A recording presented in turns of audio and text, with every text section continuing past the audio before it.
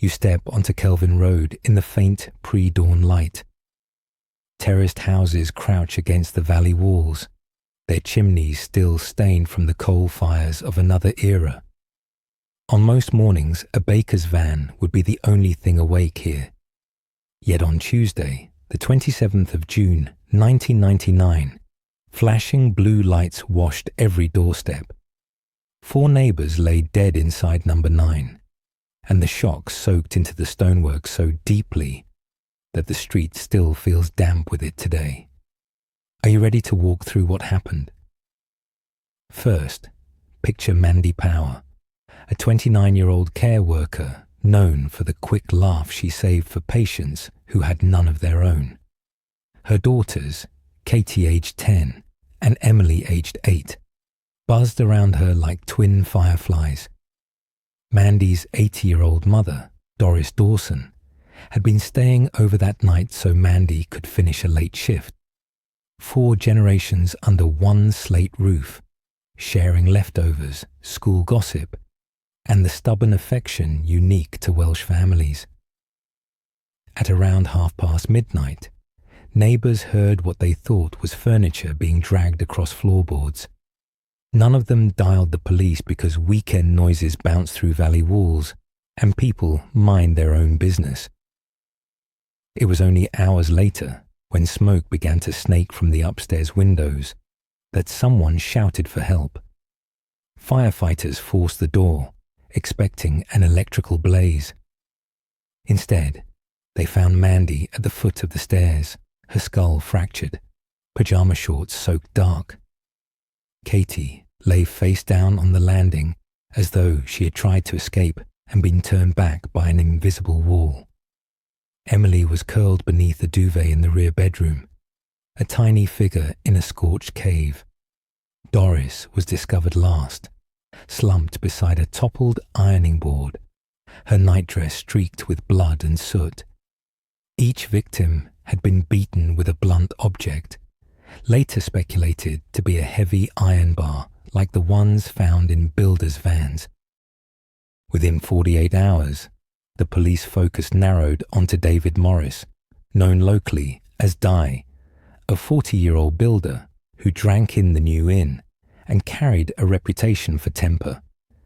Dai had slept with Mandy in the weeks before the murders, a fact he volunteered freely.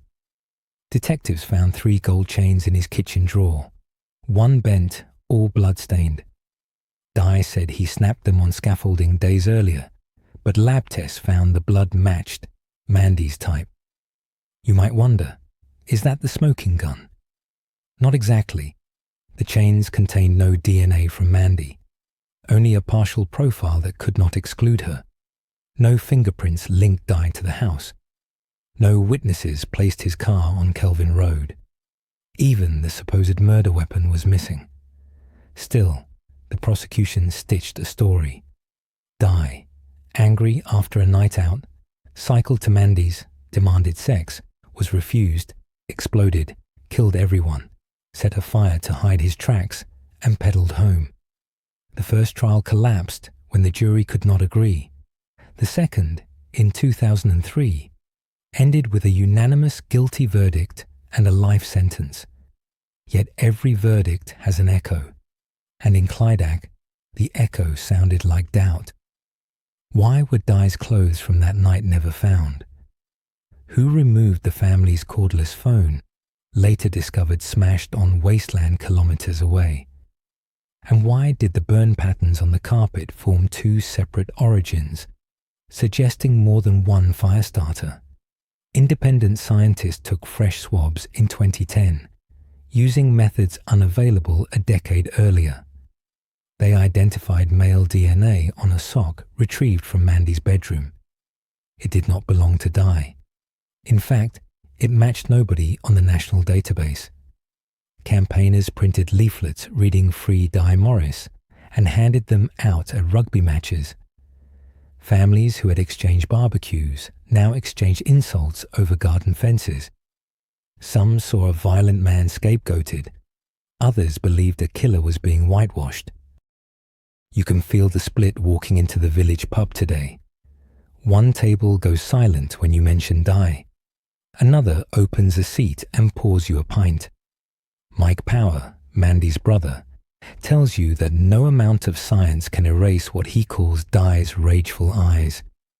Meanwhile, Dai's sister Deborah points to her brother's handwritten prison diary, filled with tally marks for every sunrise he swears he did not cause to be unseen by 4 neighbors. Let's rewind. The timeline begins on Monday evening, 6 hours before the killings. Mandy finishes work at the nursing home, picks up chips for the girls, and phones her friend Alison to chat about a planned night out. At 8, Dai is seen in the pub playing pool, drinking lager, and boasting that he has money to burn. Witnesses say he leaves at 11:30, wobbling on his bike. The 12-minute ride to Kelvin Road is downhill. Dai insists he cycled straight home to his partner, who later told police she heard him stumble in around midnight and snore almost immediately.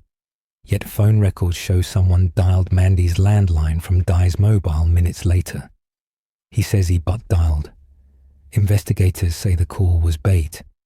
You decide which rings truer in your ears.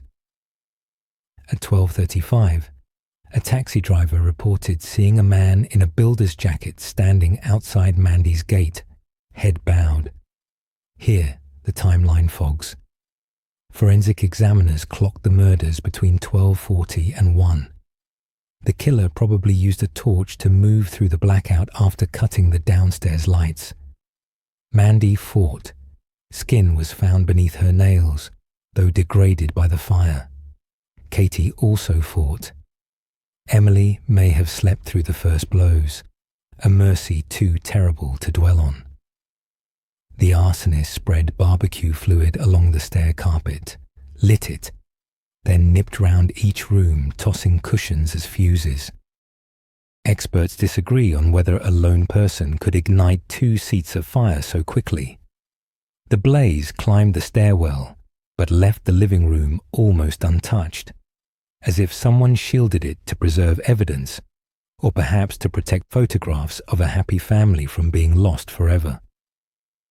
Firefighters arrived at 2:19, yet the bodies showed different heat damage, again hinting at uneven flames.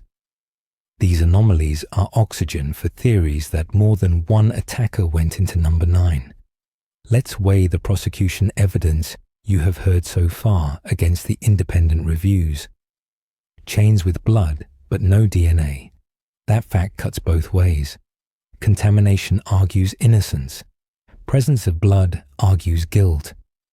The phone call from Dai's mobile. He says misdial. Experts say deliberate. No murder weapon. The defense cheers. Prosecution says Dai tossed it into the River Tor on his ride home. Divers never found it.